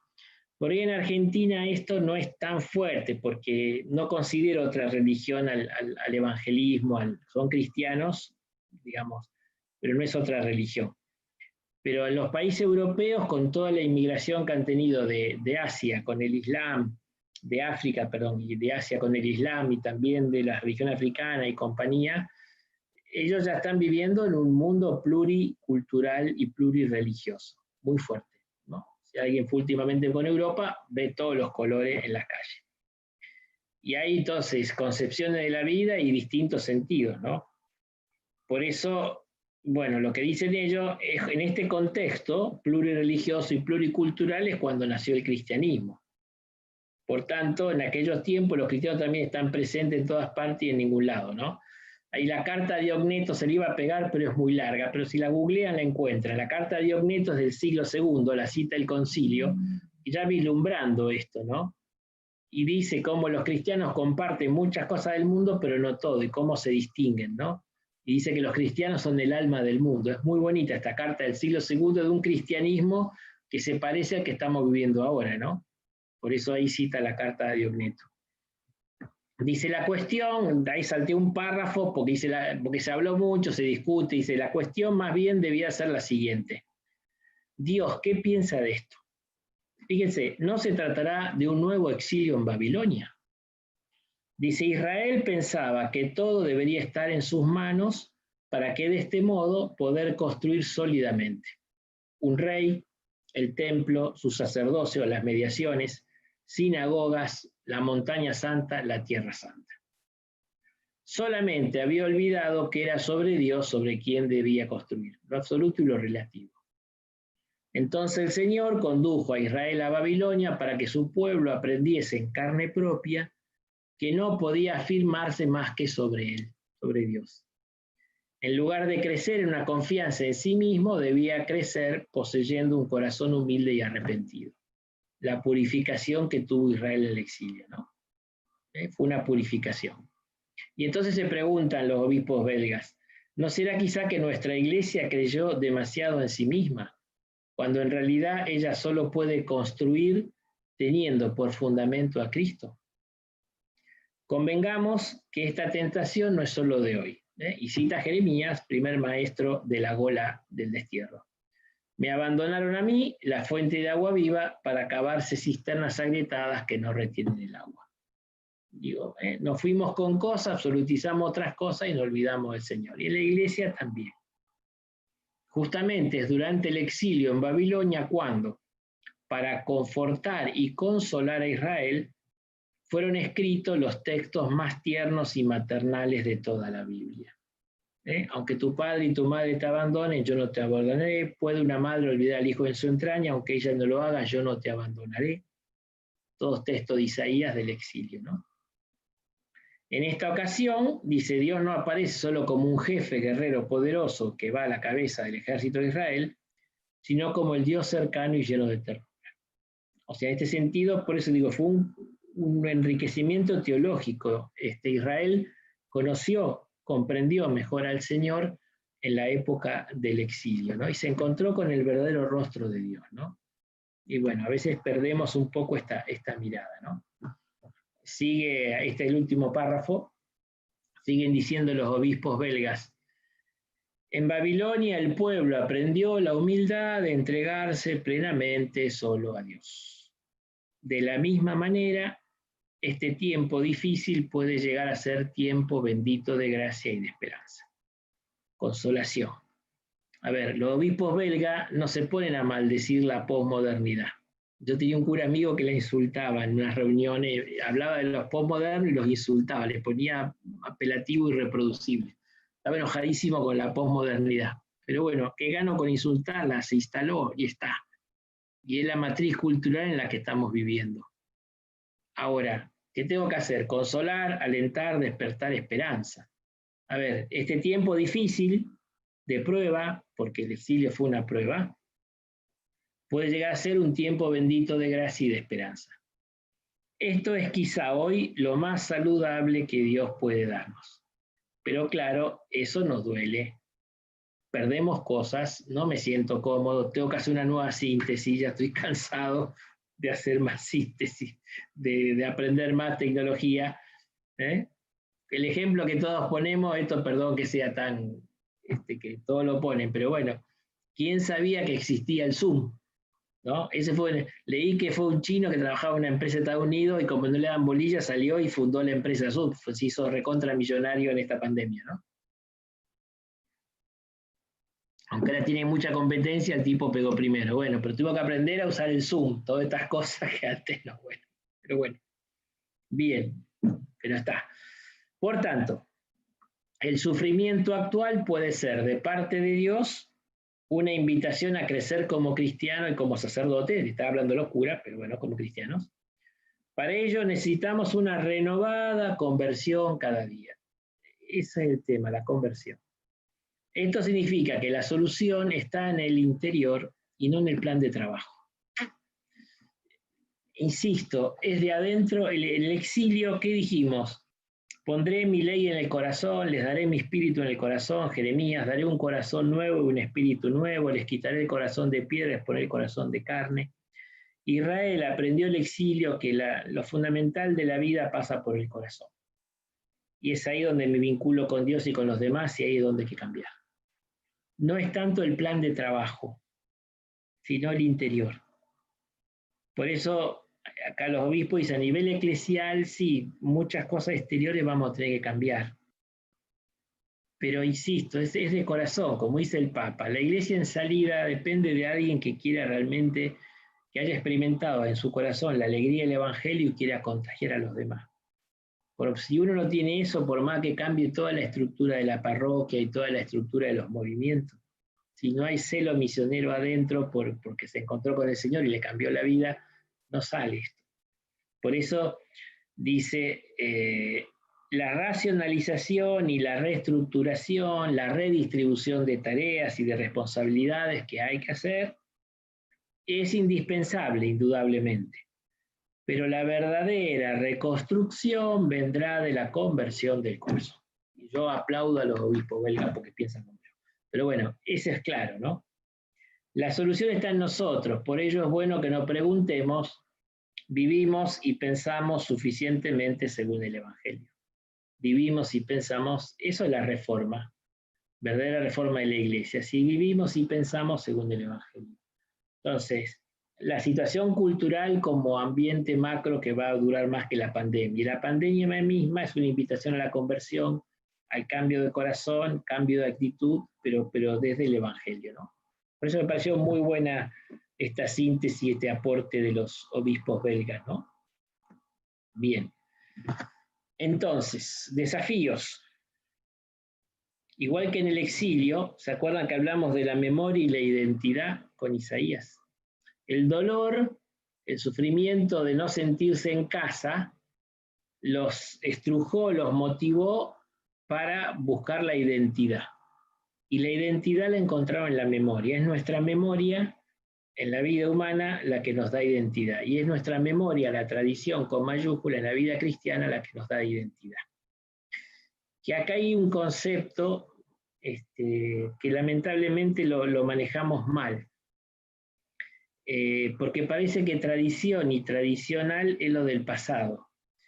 La palabra griega que está detrás de tradición, paradosis, y la palabra latina tradicio, ¿saben qué significa? Transmisión. La tradición, tradere, es entregar. La tradición es lo que se transmite. O sea, ser tradicional no es querer vivir como el siglo XVI. Ser tradicional es vivir en el siglo XXI, pero actualizando los valores del siglo I del Evangelio. Eso es. Por eso la tradición, el Papa Juan Pablo II sacó cuando fue lo del Lefebvre, Benedicto volvió a sacar, que hay un concepto erróneo, pero la tradición como que se fija en un papa del pasado o alguien. No, la tradición siempre está, si no, no es tradición. La tradición es la fe viva que se va manteniendo y que la Iglesia transmite como algo vivo. No es un museo la tradición. O sea, por eso, tengo que mantener viva la tradición de nuestra fe. Y hay que distinguir la tradición de las tradiciones con minúscula, que son formas culturales que asumió la fe en las distintas épocas. Lamentablemente hay gente que identifica la tradición con ciertas formas culturales de distinta época, ¿no? Lo más importante es esto. Por eso en la reforma de la Iglesia es como distinguir la tradición con mayúscula de las tradiciones. Siempre la fe tiene que asumir formas culturales, siempre. Pero esas formas culturales, para que sean significativas, tienen que ser de la época y la cultura que uno está viviendo, es la inculturación del Evangelio. Entonces yo traigo formas culturales de otra época, otra cultura, bueno, el reloj que tirano. Hay un caso muy significativo en la historia de la Iglesia, que saben que, bueno, por distintas razones humanas, los planes de Dios nunca lo conocemos, ¿no? Pero en parte la evangelización en China fracasó porque Roma no tenía clara todavía la inculturación del Evangelio. Por ejemplo, en China el blanco era luto y el negro era fiesta. Ahora, los liturgistas de Roma le decían a los misioneros que tenían que usar el blanco para la fiesta y el negro para la misa de difunto. Sí, pero acá hay al revés, no. Bueno, lo mismo pasó con la cultura eslava, por eso el Papa defendía a Juan Pablo, sufrieron mucho los eslavos, porque no le dejaban usar su lenguaje, ¿no? Juan Pablo escribió un documento, Slavorum Apostolici, por Cirilo y Metodio, que inventaron los caracteres eslavos de los polacos que ellos tienen, y no se lo dejaban usar, ¿no? Porque no eran los latinos, bueno, toda historia. Entonces, hoy la Iglesia lo tiene muy claro en este sentido. Entonces, tengo que meter el Evangelio en las formas culturales de hoy. ¿Eso supone riesgo? Sí, pero no se puede no correrlo. Por supuesto que el magisterio va a ir discerniendo y decir, bueno, no, esto ojo que estás desviando y otra cosa que no estás. Pero si no, se va la cultura por un lado y la fe por otro. Entonces, la tradición viva de la Iglesia, vamos a ver cuál es, y después la inculturación del Evangelio en cada época y distinguir la tradición de las tradiciones. Creo que es el desafío de este tiempo. Y es lo que Israel tuvo que aprender. Por eso empezó a hacer memoria de las tradiciones, y los patriarcas, que no le daban tanta bolilla, empezaron a recuperar la historia de Abraham, Isaac, Jacob, los padres, la alianza patriarcal, empezaron a recuperar todas las tradiciones, la empezaron a poner por escrito, y bueno, cuando llegaron de vuelta a Jerusalén, a la vuelta del escrito, le dieron forma, y ahí nació el Pentateuco, y muchos de los escritos proféticos ya los empezaban a compilar. Por eso fue en el post-exilio donde hoy todos los autores ponen los pasos fundamentales de la composición del Antiguo Testamento. Entonces es importante nosotros. Y en esto, por eso decía, ¿y esto dónde está en nosotros? La encíclica esta que escribió una media el Papa Benedicto con el Papa Francisco se llama Lumen Fidei, ¿no? La luz de la fe. Y él dice, la Iglesia es una madre que nos enseña a hablar el lenguaje de la fe. El Papa compara, ¿no?, a la Iglesia como una familia que transmite a sus hijos el contenido de la memoria. ¿Se vieron cuando se une una familia, los chicos preguntan, ¿el abuelo dónde vino? Bueno, el abuelo vino de Italia, y el chico en la escuela le preguntan que haga el árbol genealógico y que vino de allá. Le están dando identidad. Le están dando identidad. Cuando le hacen la memoria familiar. Un chico que no tiene memoria familiar tiene crisis de identidad. Psicológica, no ontológica, pero tiene. Entonces dice que la Iglesia es como una familia donde a sus hijos se le transmite la memoria. Entonces recogemos las tradiciones, la tradición con mayúscula, leemos la Escritura, ¿no?, y la vivimos como algo nuestro, y hacemos memoria de lo que Jesús hizo como familia de Dios. Ahí está el tema, ¿no? Transmite a sus hijos el contenido de su propia memoria, ¿no? Y dice el Papa, en la celebración de los sacramentos, la Iglesia transmite su memoria. Y en particular en la profesión de fe. Cuando hacemos el credo, transmitimos la memoria de lo que creemos. Y después hay otros dos elementos que son esenciales en la transmisión fiel de la memoria, o sea, en la tradición de la Iglesia. Es la oración del Señor, el Padre Nuestro, y el Decálogo. En la primitiva Iglesia, al catecúmeno le hacían la tradición símbolo y le hacían memorizar el credo, y cuando salía del bautismo lo recitaba. Y después le entregaban el Padre Nuestro y lo aprendí y lo recitaba, ¿no? Entonces dice el Papa, he tocado así los 4 elementos que contienen el tesoro de la memoria que la Iglesia transmite. La confesión de fe, la celebración de los sacramentos, el camino del decálogo y la oración. Que como dice ahí, son las 4 partes en las que está dividido el catecismo de la Iglesia. instrumento fundamental para aquel acto unitario con el que la Iglesia comunica el contenido completo de la fe. Todo lo que ella es, todo lo que ella cree. A ver, no digo nada nuevo, ¿no? Pero tenemos que ir al catecismo, a lo esencial. Y por eso es tan esencial la catequesis y la catequesis familiar. Porque es la Iglesia la que transmite la memoria. Entonces, si no, para que la cultura no nos coma y mantener la identidad en esta cultura distinta, donde nos sentimos como en diáspora, como en exilio, tenemos que mantener viva la memoria de la tradición, y eso es lo que hace el catecismo y la catequesis. Y entonces encontrarle sentido al credo, que es la confesión de fe, encontrarle sentido renovado a la celebración de los sacramentos, que es la celebración de la fe, encontrarle sentido al camino del decálogo, que es lo que Dios nos pide, sumado a las bienaventuranzas, en Mateo 25, como dice el Papa, y el Padre Nuestro, que es la oración fundamental del creyente. Fíjense, son las 4 partes del catecismo, que está armado de acuerdo a esto, ¿no? Pues me parece muy, muy bonito esta presentación, y bueno, es como una respuesta en este tiempo de exilio, ¿no? Tercero, la palabra de Dios escuchada, meditada y practicada mantiene nuestra identidad como creyentes. La palabra iglesia, eklesia en griego, viene de ek, que es de fuera, y kaleo, que significa llamar. O sea, son los convocados, los llamados. ¿Por qué? Por la palabra de Dios. La palabra de Dios hace la iglesia, la Eucaristía también hace la iglesia, pero primero es la palabra de Dios, ¿no? En el exilio nacen las sinagogas. Yo no me detuve mucho en esto. Como no tenían templo y no tenían culto, ¿tá? Como está pasando en la pandemia, aunque se va aflojando ahora, los judíos se reunían en torno a la palabra de Dios, y ahí nacen las sinagogas. Entonces se desesperaban por tener textos, por copiarlos, porque Jesús fue a la sinagoga el día sábado, porque el único templo válido es el de Jerusalén. Jesús estaba en Nazaret, un poquito lejos, 70 kilómetros, bueno. Entonces se juntaban para escuchar la palabra de Dios. Y eso es lo que mantiene la identidad. Entonces, esto fue uno de los defectos graves que puso de manifiesto, defecto de formación, la pandemia, ¿no? Es decir, a ver, es un tiempo ideal para reunirnos en torno a la palabra de Dios, para en familia escucharla. Pasó seguro que faltó la Eucaristía, y bueno, ahora estamos peleando y se va abriendo. Pero diariamente yo debo encontrarme con el Señor en la escucha de la palabra, meditada, rezada, practicada, ¿no? Y en comunidad, y en comunidad. Y esto es realmente lo que hace la Iglesia y mantiene la Iglesia viva, aún en un medio externo hostil, ¿no? O en una situación de pandemia. Cuarto, mientras caminamos por este mundo, vamos construyendo el reino de Dios entre los hombres, pero siempre de modo provisorio y pasajero.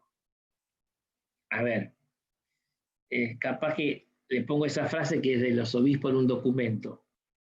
El hecho, si hay una definición de los cristianos, somos peregrinos, ¿no? Lo cantamos en la misa, y la iglesia es peregrina, es una de las imágenes que aparece mucho en la Biblia. Pueblo de Dios que peregrina en medio de los pueblos. Ahora, el peregrino no es un fugitivo. El peregrino sabe que va caminando hacia una meta y que no es esta la meta, pero mientras tanto está acá y se involucra. ¿Está? Entonces, pues digo, si bien es bueno que sintamos que esto no es el cielo, esto es la tierra, esto es provisorio, tenemos que, ensuciarnos la mano, embarrarnos en este mundo construyendo el reino de Dios. Aún sabiendo que toda construcción será provisoria y pasajera.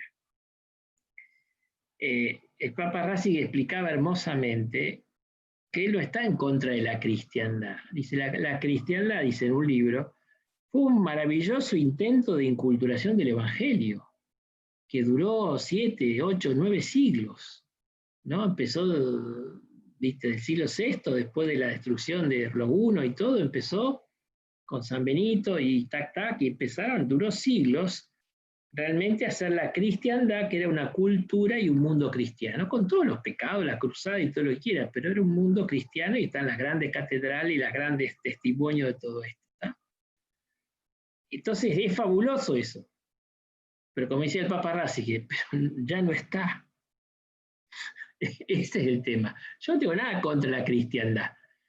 Sí me causa, me pone mal cuando alguien piensa que estamos en cristiandad y que la iglesia tiene poder temporal y que si nosotros le decimos al presidente que haga esto, lo va a hacer como algunos. O sea, eso es un cambio de mentalidad, pues cambio de época, no estamos mal la cristiandad. Ahora, tenemos que hacer una nueva, sí, no será cristiandad, no sé qué será. Pero tenemos, aunque sea provisoria y pasajera, tenemos obligación de inculturar el evangelio y evangelizar la cultura. O sea, no huir de la cultura, sino evangelizarla, lo cual va a suponer dialogarla, va a suponer hacer un montón de cosas que nos ponen en instabilidad porque es todo muy cambiante y estamos como en incertidumbre, entonces tampoco es muy fácil, ¿no? Nunca dije que es fácil. Bueno, los que van a recibir el PowerPoint, que si mandan el mail se los dan, ahí pues yo ahora tenía una tercera parte, pero perdón, no hice tiempo y no hay tiempo para darla, ¿no? Que era, le puse así, una charla que di a los sacerdotes acá en mi diócesis y lo compartí con gente del Consejo Pastoral. Pasa que por ahí no está tan redactada, ¿no? Pero les puse, son unas pistas, como para decir, bueno, es una frase muy de San Ignacio, ¿no? Que dice que los ejercicios espirituales son para buscar hallar la voluntad de Dios, ¿no?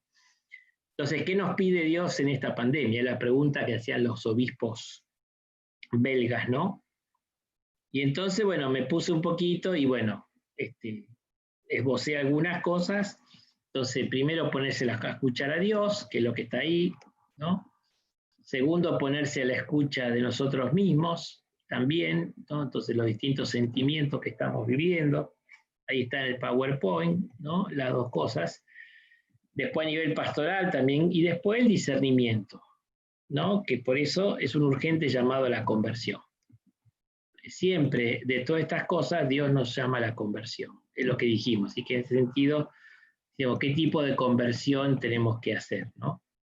Y hay algunos criterios de discernimiento, que en esto también me interesa, ¿no? Porque, y con esto termino, el día de San Miguel, bueno, vieron que tiene todo el tema de las batallas, ¿no? Yo contaba ahí en la homilía que la parte bélica me chocaba un poco, pero me di cuenta que estamos viendo una batalla, ¿no? Que tiene 3 batallas en realidad, entonces hay o 4, ¿no? Digo, la primera batalla, que es la de siempre, la batalla contra el mal dentro del corazón, ¿no? Esa batalla que vencer el mal en el corazón. Pero hay una batalla por el tema sanitario, ¿no? Que le seguimos dando, no sé cuántos infectados hubo hoy, pero la batalla sigue, ¿no? Y ya empezaba a conocer gente conocida, ahora, bueno, Trump y la esposa, 2 famosos, recién escuchaba que los llevaron a internar a Trump, parece, mira vos, ¿no? Y pobre hombre, aparte es mayor, pero bueno, pero cuánta gente que uno conoce que, bueno, sigue la batalla contra la pandemia, ¿no? Y todos los médicos y todo lo que yo agradecía mucho, bueno, todo eso. Hay una segunda batalla que también es la social, que va pegadita a la sanitaria, porque, digamos, la salud no es el único valor, es un valor fundamental, pero no es el único. ¿De qué sirve si estoy sano, tengo para comer? Me muero igual. Entonces hay un tema culto social que también le estamos dando mucha batalla. Yo agradecí también a los párrocos y toda la labor de Cáritas, ¿no? Que desde el primer momento están al pie del cañón, trabajando muchísimo, ¿no? Por todo esto, ¿no? Y la tercera batalla, cuarta sería, es la batalla cultural que ahora se viene, que es la batalla por la dignidad del hombre, ¿no? Y lo resalto porque mucho en esta línea va el documento que va a salir el domingo del Papa, ¿no? O sea, que es sobre la fraternidad y la amistad social, pero tiene de fundamento esto, ¿no? Habla mucho de la dignidad de la persona, entonces hay una crítica muy fuerte a los sistemas económicos, culturales, que ponen la economía en el centro, los intereses políticos personales en el centro, el poder en el centro y no al hombre, ¿no? Entonces hay una batalla cultural en el tiempo de pandemia y post-pandemia que es por la dignidad del hombre, ¿no? Una economía que esté al servicio del hombre, incluso entre las naciones, habla mucho de las migraciones, ¿no? También de por qué la gente, bueno, tiene mucho que ver con el exilio, ¿no? La diáspora, los que tienen que huirse porque no están dadas ya por autoritarismo, totalitarismo y miseria como Venezuela, la gente que tiene que huir de sus países, bueno, es lo que tenemos cerca, pero bueno, en Europa, la gente de África, de Asia, o sea, digamos, y es una batalla por la dignidad, ¿no? Porque el Papa dice Fratelli Tutti, o sea, el mundo es para todos, ¿no? Que es lo que decía San Francisco de Asís. Así que bueno, ahí está, y después dos cositas, que la sabiduría, que es lo que hay que aprender a saber vivir, y la esperanza, ¿no? Que se hace cuando uno se aferra de la cruz. Así que bueno, este era un poquito el tema, se los dejo ahí picando, digamos, porque ya son casi las 9, ¿no? Así que bueno, voy a ir respondiendo algunas preguntas que han mandado ahí faltando minutos, pero bueno. Este cambio de época incluye a toda la creación y no solamente al género humano. El respeto a las demás especies, a todo el planeta, se muestra esencial. Bueno, uno de los signos, bueno, ahí está, ¿ves? El tema de me diste pie para algo importante, ¿no? Yo reconozco que al principio le tenía un poquito de fritirria a todo el tema ecológico, los verdes, Greenpeace, todas esas cosas, ¿no? Hasta que, bueno, de golpe sale Laudato Si, que no la leí enseguida. Después, cuando me tocó estar en Bogotá, en el CELAM, ahí estaba más cerca de la Amazonia, y el CELAM estaba muy involucrado a través de la REPAM, con todo el tema ecológico, ¿no? Y bueno, y me di cuenta de la gravedad del tema ecológico. Entonces, todo tiene que estar incluido, ¿no? Yo decía una cosa en otro día, que bueno, uno en la antropología cristiana, que la saca de la Biblia, decía, bueno, el hombre, siempre uno pensaba y predicaba, el hombre tiene la relación con Dios, la relación consigo mismo, la relación con los demás, ¿no? Siempre teníamos eso. ¿Tá? Y de golpe, Laudato Si nos descubre, y es tremendamente bíblico, que el hombre tiene la relación con la creación es esencial. Pablo dice que la creación gime, la sangre de Abel, o sea, en la antropología bíblica son las 4 relaciones, nos comíamos siempre la relación con la creación. O sea que también, bueno, ahora, cuidar los animales más que las personas, no. Entonces hay gente que rechaza todo lo ecológico porque algunos extremistas cuidan los pingüinos y promueven el aborto. Por supuesto que es un disparate.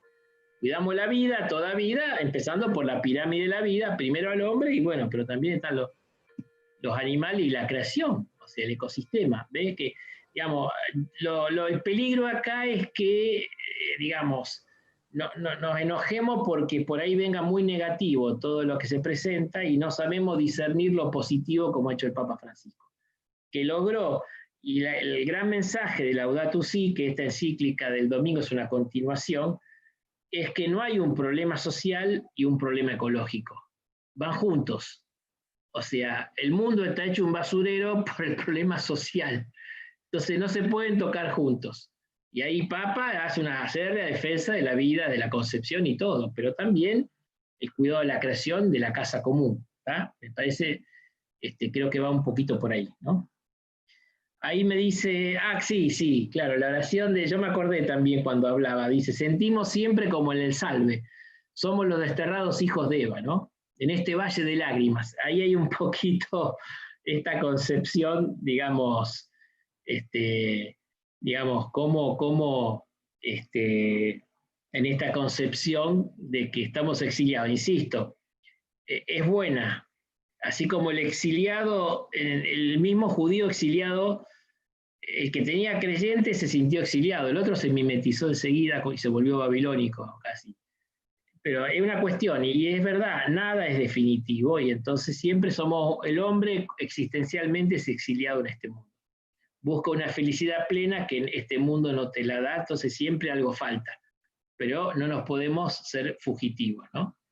Ahí me cuenta alguien también que el hermano le dio positivo, que toca a toda la familia. Bueno. Ser parte de la posmodernidad opaca mi fe, puede ser que no practico lo suficiente. A ver, somos parte de la a ver, eso es lo que quiero decir. Ayudar a aceptar la realidad. O sea, a ver, ¿Quién nos manda? Pues, salvo excepciones, todos mandamos WhatsApp, no sé, mandamos emoticones. Eso es posmodernidad, o sea, no podemos salirnos de la cultura, ¿tá? Ahora, tenemos que tener una mirada crítica a la cultura, no nos traguemos cualquier verdura, y también tratar de dejar una cultura mejor a los que vengan después de nosotros, ¿no? Entonces, ahí el Papa Benedicto creó un dicasterio para la evangelización de la cultura, que está el canal Rabasi. Y entonces empezó el diálogo, ahí fue el que hace el atrio con los gentiles. Y entonces a ver, lo que tengo que estar todo el tiempo es decir, bueno, el Evangelio es la instancia crítica última de todas las culturas. El Evangelio no se identifica con ninguna cultura, ¿tá? Ni siquiera con la judía, que fue la pelea, y abrirse la pagana. El Evangelio es Dios, que es lo único absoluto, ¿no? Ahora, está llamado a meterse y transformar cada cultura. Y entonces ahí tengo que ver los valores para potenciarlos. El Papa estuvo hablando mucho y vuelve a hablar ahora en este documento de la colonización. Es el atropello cultural. El Evangelio, lamentablemente, algunas evangelizaciones fueron colonizaciones, ¿no? Y bueno, en África me contaban unas hermanas, no voy a dar nombre de un país, pero a un país no lo quieren y es un país muy católico de Europa y no los quieren para nada porque fueron muy opresivos. Y lamentablemente hay que hacer a la gente que distinga que estos europeos no significa que eran católicos, que todos los católicos son, o sea, a ver, bien, porque fue un poco, pasa que bueno, ahí hay que discernir también. Entonces siempre, insisto, el Evangelio está llamado a hacerse carne, a hacerse cultura, en la cultura actual, ¿no? No me sirve evangelizar el siglo XIX, sino el siglo XXI. Y entonces los chicos están en la web es un medio para habitar, los que tengan ese carisma, métanse en la web y evangelicen ahí. Ahora, si va a estar todo el día en la web y no voy a saber si mi papá está enfermo o si mi hermano está llorando, bueno, eso es una cosa mala. Me hizo mal la cultura. Entonces tengo que saber que el Evangelio me dice que es primero la cercanía, el hermano, el estar junto, o sea, eso vale más que estar todo el día dentro del celular.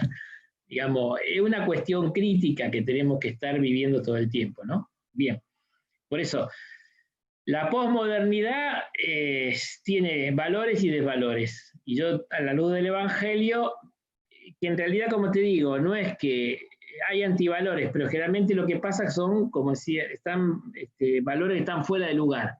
Se bajaron demasiado y hay que subirlo. La posmodernidad subió alguno y está bueno, pero sí, pero vamos a poner otro acá. Es cuestión de buscarlo y reubicarlo. Bien, ¿cómo la iglesia ayuda a los cristianos a cuidar la casa común? ¿Cómo los instruye, educa o si compromete? Mira, hay muchísimas iniciativas. Estamos en el tiempo de la creación, que es todo el mes de septiembre, desde la Santa Sede ha habido infinidad. Lamentablemente nos está costando asimilarlo, ¿no? Hay un grupo que se llama Renova Más, hizo todos unos videos, está muy fuerte todo el tema de la casa común, muy fuerte, y la iglesia está ocupando uno de los principales lugares con respecto al tema de la ecología, ¿no? Y de la casa común. Ya me repasé, pero no veo ninguna pregunta más.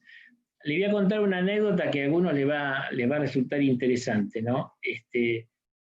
Me la contó un sacerdote amigo que está en Roma, que ahora está en el Dicasterio del Desarrollo Integral, se llama Augusto Zampini, es un sacerdote acá de San Isidro, pero está trabajando en el dicasterio que tiene el tema ecológico, se llama para el desarrollo integral, ¿no? Y él nos contaba que de las Naciones Unidas y de varias instituciones internacionales le están todo el tiempo pidiendo a la iglesia ayuda para el cuidado de la casa común. ¿Y saben lo que le pedían? Espiritualidad. Por eso hay un capítulo de Laudato Si dedicado a la espiritualidad. ¿Y qué le decía a la gente de Naciones Unidas? Porque Augusto estuvo con eso. Decía, mira, los argumentos científicos sobre la destrucción del ecosistema y de que el mundo vamos a incendiarnos por el calentamiento global son irrefutables. Hay que ser muy trastornado para no aceptar los argumentos científicos del desastre que estamos haciendo con la contaminación del mundo y todo el mal uso de la casa común. Pero esos argumentos científicos no cambian las conductas. Probaron, sacaron libros, creo que es Gore, el vicepresidente de Estados Unidos, hizo un video, sacó documentación, no lograron. Entonces piden ayuda a las religiones y la Iglesia Católica para dar una espiritualidad, porque solo desde la espiritualidad se cambian las conductas. Miren si no tenemos mucho para aportar al cuidado de la casa común, ¿no? Por eso el último capítulo, bellísimo, de Laudato Si, habla de la espiritualidad de la creación. Yo te digo, yo le tenía medio tirria estando en el CELAM, me pidieron, bueno, el CELAM hizo un resumen, Laudato Si, como un comentario. Me pidieron a mí que le haga la fundamentación bíblica. Y me puse a estudiar y aparece por todos lados. Si uno lee, por eso se inventa la palabra de Dios, el tema de la creación, desde Génesis hasta el Apocalipsis, aparece por todos lados. Por todos lados. Forma parte del plan de Dios y va a participar de la redención. Y el Apocalipsis está, cielos nuevos y tierra nueva, una nueva creación. Por eso está todo, digamos, aparece realmente en su justa dimensión, ¿no? Una preguntita, ¿puede ser que la transmisión de este cambio de época sea confusa? Obvio. Sí, siempre, por eso es una época de crisis, nadie la tiene clara, es confusa y se malinterpreta lo que dice el Papa todo el tiempo. Yo le pedí el jueves a la feligresía acá en San Miguel que por favor lean el documento. Es un poquito largo, es decir, como 125 páginas. Pero no se queden con lo que dicen los medios. La mirada de los medios, 99,9% es sesgada, que significa parcial. Entonces me pasó con otros documentos, pero de modo con Amor y Leticia fue alevoso. Pero hasta mentir, ¿viste? Publicar, ¿dónde está eso? Pero anda a refutarlo. Una vez que salió, no quiero nombrar los medios, pero una vez que salió cada media hora en las noticias de un medio, ¿cómo le explica a la gente que el Papa no dijo eso? Cuando todos los medios dicen que lo dijo. Entonces, por eso es que nos mandó un poquito antes y estamos preparando, y la conferencia episcopal está preparando el día lunes para hacer una presentación, para ganarle a los medios en el sentido que, a ver, dudo mucho, hay sanos y santos periodistas, que algún periodista sea bocho y lo lee, lo comente, sí, habrá, pero me sobran los dedos de la mano para que alguno se sienta a leer las 125 páginas. Va a agarrar 2 o 3 frases, sí me habla del populismo, del liberalismo, así que van a decir cualquier cosa. Así que, pero bueno, y después propiamente es confuso. A ver, como siempre digo, yo no quiero vivir así, yo hubiera preferido nacer en la cristiandad, que estaba todo claro, pero no puedo. Sería infiel a Dios si no le respondo en el año 2020. Tengo que elegir vivir esto que me tocó y responderle al Señor hoy con la pandemia. Yo tampoco quiero estar en pandemia, pero no puedo ser fiel a Dios como si no estuviera la pandemia. Y está la pandemia y está bueno, es lo que hay, por eso digo. Uno se niega, es todo psicológico, ¿no? Hacemos negaciones, rechazo, todo nos pasó a todos. El primer mes fue un bloqueo total, ¿para dónde salimos? Y después, bueno, por aquí, por allá. Por eso el Papa habla de arriesgarse, ¿no? Él dice, siempre se hizo así. Bueno, pero ahora hay que probar formas nuevas. Y alguien hace una forma nueva y se equivoca y abusa, sí, bueno, ¿qué hace? Bueno, se corrige y se vuelve para atrás. Es así. Repetir siempre lo mismo, esperar resultados distintos no es posible, no es lógico. Entonces va a haber que nuevas formas de evangelización, nuevas cosas. Bueno, por eso digo, yo creo que yo no estoy tan contento con esto. Yo prefiero 1000 veces, yo la disfruté, se van a ver que me vivía contando chistes y riendo. Acá no conté ningún chiste, pero yo disfruté un montón los encuentros presenciales del terrero y la misa. Qué bueno, estaba mucho más lindo, había una calidez que esto no lo da. Le estoy hablando a una pantalla, así que estoy solo. Si ve a alguien me lleva al psiquiátrico, porque estoy hablando con la pantalla. Digamos, pues lo que nos ha tocado, ¿no? Y entonces, bueno, entonces creo que tenemos que ir un poquito, pero sin duda que justamente es crisis porque es confusión. Entonces, ahí, bueno, en el PowerPoint creo que puse una frase de discernimiento, ¿no? Padre, hay dos cosas muy buenas que dice Bergoglio, porque es comentando un libro que sacaron cuando los jesuitas fueron, eran las cartas que se mandaban a los superiores jesuitas cuando la compañía fue cerrada, una época histórica un poco oscura. Cartas de la Tribulación se llama, se circula por la web, es un librito en PDF, ¿no? Y Bergoglio y Diego Fares que lo hicieron el prólogo. Y él dice, primero, las ideas se discuten, las situaciones se disciernen.